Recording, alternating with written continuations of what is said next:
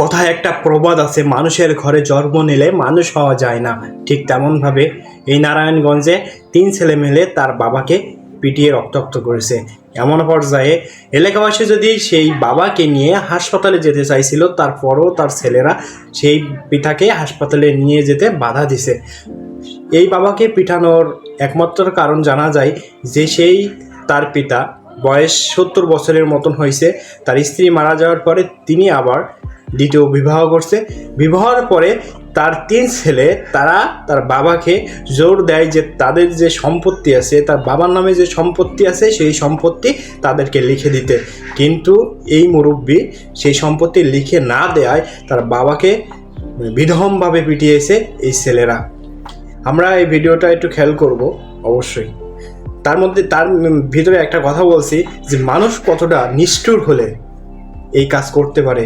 যে পিতা এত কষ্ট করে এই ছেলেদের মানুষ করছে, লেখাপড়া শেখাইছে, বিয়ে দিছে, তাদের বয়স ম্যাক্সিমাম 40, 45, 50।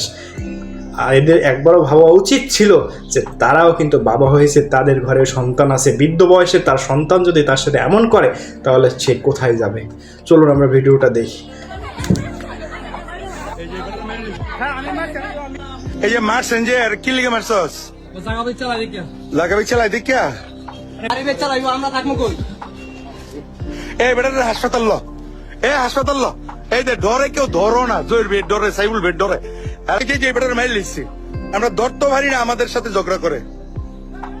হাসপাতালে নিবেন আপনার ব্যাপারে? এই আপনার ব্যাপারে হাসপাতাল নিবেন? হ্যাঁ, এই তুই হাসপাতাল নিবি? কেউ রে নিতে দিবি? কেউ রে নিতে দিবি? কেউ রে নিতে দিবি? এই বেটার মাইল লিখছে জয় রে আর সাইফুলে। এই বেটার ধর ধর, সাদা ধর, এই ইয়ার ধর। জয় রে মারছে না, জয় রে আর সাইফুলে। এই তুল অটোলে, অটোত বর মানুষে